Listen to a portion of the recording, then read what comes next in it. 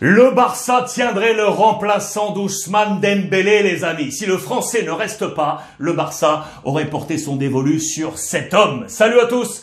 J'espère que vous êtes en forme où que vous soyez. Soyez les bienvenus comme d'habitude à la maison, dans mon petit bureau pour ce point média. 2 modules aujourd'hui au programme, sur l'ensemble des plateformes, plus en podcast. Module Real Madrid en opération porte ouverte. Vous verrez comment le Real Madrid compte se dégraisser à l'été prochain. En attendant, le module FC Barcelone avec Dembélé et monsieur Rafinha, que vous connaissez, qui joue du côté de Leeds. Juste avant, je vous rappelle que ce vendredi, on va se préparer un rendez-vous XXL. 7 heures d'antenne non-stop, Brut Live, Twitch, Brut Live, de 16h30 à 23h30 pour une spéciale qualif Coupe du Monde Qatar 2022. Dès 16h30, fil rouge, le match du Maroc face à la RDC, puis en live commentary, 2 matchs dans leur intégralité, Cameroun-Algérie et Égypte-Sénégal, la revanche de la Coupe d'Afrique des Nations. Et ça, c'est avec vous et c'est gratuit sur Brut Live et sur Twitch. Le rendez-vous est pris. Ousmane Dembélé va-t-il rester, oui ou non, les amis? Le numéro 2 du Barça, Raphaël Yuste, l'homme fort du président Laporta, s'est déclaré optimiste ces dernières heures, car vraisemblablement, eh bien, le camp Dembélé pourrait répondre présent finalement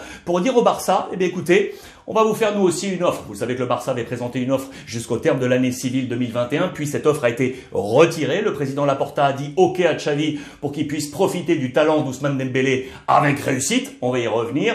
Mais le président a dit OK, mais je ne mets plus d'offres sur la table. J'attends maintenant que le camp Dembélé revienne vers moi. C'est ce qui, semble-t-il, est en train de se passer. C'est ce que nous annonce le numéro 2 du Barça. Les agents de Dembélé, voyez, ont pris le gant lancé par le Barça pour répondre avec éventuellement, parce que Dembélé aurait envie de rester. Oui, en Catalogne, il faut dire que le compte à rebours a commencé. Ça y est, on arrive à la fin. Et surtout que le Français est au centre. Il est l'un des épicentres du travail de Xavi aujourd'hui avec réussite du côté du Barça. Je vous rappelle qu'il était arrivé en 2017, ça fait 5 ans déjà, juste après le trauma Neymar. Il était arrivé alors comme superstar et depuis il n'a pas vraiment réussi à marcher, sauf maintenant avec Xavi. On y revient sur ces temps de passage, je vous ai fait un zoom là-dessus. Tout d'abord avec Ernesto Valverde, 74 matchs, 19 buts inscrits, 15 passes décisives, soit une action forte, but ou passe D, toutes les 124 minutes. Quique Sétienne, juste derrière,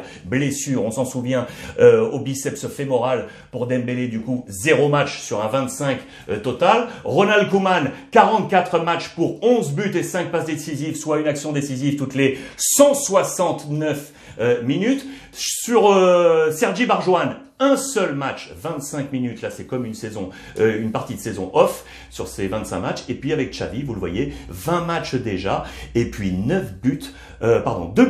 2 buts, voilà, 2 buts ici pour 9 passes décisives. Ça veut dire qu'il est décisif, but ou passe D toutes les 104 minutes. C'est le meilleur ratio. C'est le meilleur ratio aujourd'hui. Voilà pourquoi Xavi veut absolument le garder. Bien évidemment que ce qui est en la faveur de Xavi, c'est cet homme-là. C'est cet homme, c'est monsieur Pierre-Emerick Aubameyang. Ces deux hommes se connaissent à la perfection, non sous le maillot jaune du deuxième maillot du Barça, mais sous le maillot jaune du Borussia Dortmund. Vous le savez, ils ont évolué une saison ensemble, c'était lors de la saison 2016-2017, c'est son frangin, c'est son frérot. Il tient à cette connexion pour convaincre Xavi et le Barça de le garder, l'ami Ousmane Dembélé. C'est à lui de jouer, c'est l'une des grandes décisions, grande réussite d'ailleurs de Xavi, d'avoir réussi avec le président Laporta à lui faire entendre qu'il fallait compter sur Ousmane Dembélé. Ce qui est sûr, c'est que le Barça tiendrait éventuellement, si cela ne se fait pas, le nom du remplaçant d'Ousmane Dembélé. C'est lui, les amis. C'est le petit Rafinha.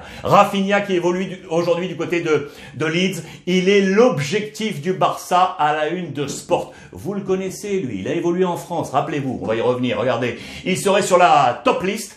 Il a gagné des points ces derniers temps, vous le voyez. Donc, arrivé si Ousmane ne reste pas, international brésilien, qui n'est pas du dernier rassemblement parce qu'il a été touché par la Covid.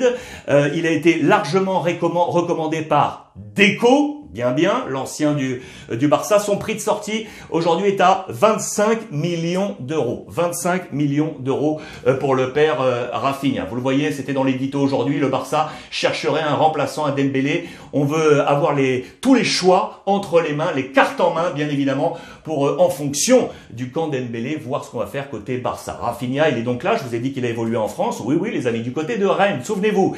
Lui donc formé au Brésil, arrivé au Portugal en Europe en 2015-2016, acheté par Guimaraes pour l'équipe B, 600 000 euros, puis il est monté avec l'équipe première.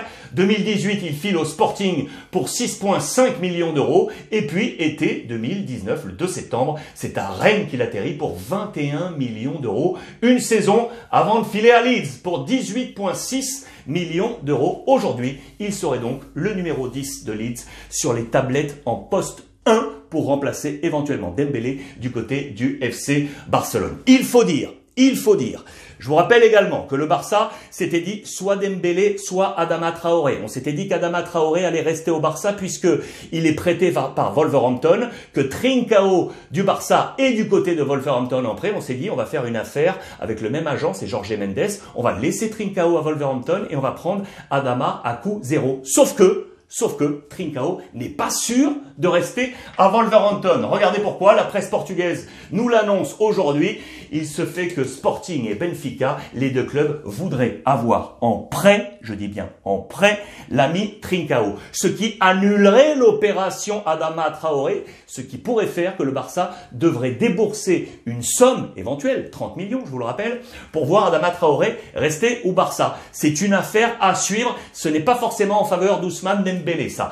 Trincao, donc, sur les tablettes des clubs portugais. On avait éventuellement parlé de Mohamed Salah, qui était l'opération numéro 1 de Xavi pour le poste de numéro 9. Vous le savez, on en a parlé également depuis un petit moment. Eh bien écoutez, ça prend un peu de plomb dans l'aile. Dans les colonnes de la Gazzetta dello Sport aujourd'hui, on nous annonce que la Juve pourrait aller chercher Salah, les amis. La Juve pourrait aller chercher Salah après l'opération Vlahovic. Voilà le travail de l'ombre d'Arriva Bene, le directeur sportif de la Juventus de Turin, qui est un homme très fort aujourd'hui du côté de la Juve. Depuis que Beppe Marotta est parti à l'Inter, c'est lui qui a pris les nouvelles commandes. Il était avant du côté de chez Ferrari, on s'en souvient. Ici, photo avec Sébastien Vettel. C'est aujourd'hui un homme fort. Il serait au cœur de cette opération. Puisqu'on parlait de Dybala, on avait évoqué Dybala éventuellement également au Barça.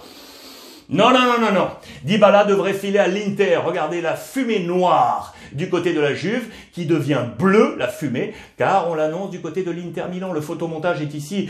Adieu monsieur Dybala, la Roya Argentine qui va donc quitter la Juventus de Turin. C'est dans les pages partout en Italie. L'adieu. Et du coup la Juve pourrait aller chercher de l'AS Roma Zaniolo pour venir le remplacer poste pour poste. Une aventure qui aura duré 7 ans pour la Roya, le petit bijou argentin. On nous dit très clairement l'histoire d'amour est finie, est finita dans les colonnes du Corriere dello Sport. On ne pouvait pas aller plus loin, nous dit le directeur sportif Arriva Bene, dont je vous parler à l'instant. Ce qui est sûr, c'est que donc Beppe Marotta, l'ancien de la Juve, c'est lui qui avait prolongé pour la dernière fois l'ami Dybala à la Juve depuis parti à l'Inter. Logiquement, il a passé un petit coup de fil. Si tu n'es plus bien du côté de la Juve, reviens avec moi, cette fois à l'Inter. Ce photomontage donc qui est ici pour peut-être être le nouvel homme fort de l'attaque de l'Inter Milan. D'autres clubs étaient intéressés, l'Atlético Madrid, Tottenham, Arsenal et donc le FC Barcelone. Je vous ai mis rapidement cette équipe type pour vous voyez que ça a vraiment une bonne tête. Dybala ici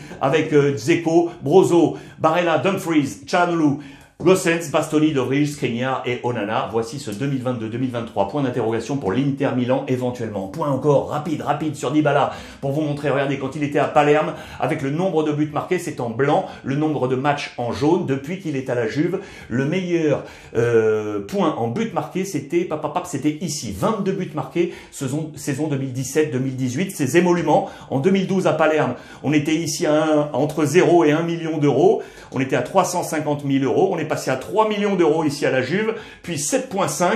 C'est là que Beppe Marotta était intervenu pour cette prolongation de contrat. On était en 2017. Et là, le point d'interrogation pour savoir quel serait éventuellement son salaire du côté de l'Inter Milan. Pas de Salah, pas de Dybala, donc peut-être le petit Rafinha au Barça. Ce qui est sûr, c'est que le Barça est en pleine bourre. Regardez dans les colonnes de sport toujours, on est de retour, hemos vuelto. Très très belle photo, Cruyff, Guardiola et Xavi sur cette même attitude au bord du terrain. C'est la première grande œuvre d'art de Xavi, c'est ce 4-0 infligé au Real Madrid. La boucle est bouclée, les trois hommes, Cruyff, Guardiola, Xavi, eux trois ont mis des gifles, pardon du terme, au Real Madrid lors de leur passage respectif. 5-0 et 3-0, Johan Cruyff.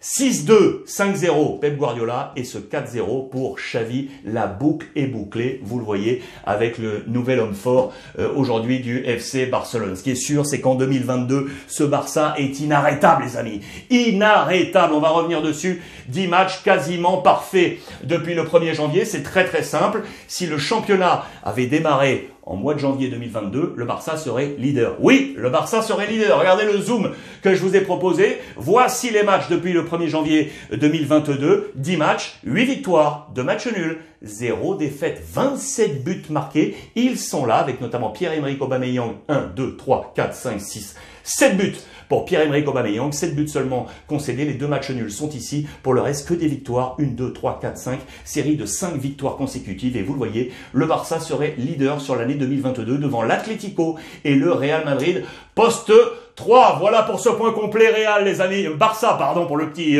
lapsus. On se retrouve ce soir, 19h. Brut Live pour parler ballon. Et on parle de l'équipe type sur les 8 dernières équipes engagées en Ligue des Champions. Hier, on a élu ensemble le meilleur gardien. Selon vous, c'est le gardien de Chelsea, Mendy. Ce soir, on parle de la charnière centrale. Rendez-vous 19h, je vous attends. On va se régaler. En attendant, profitez des vôtres, comme d'habitude, et je vous embrasse.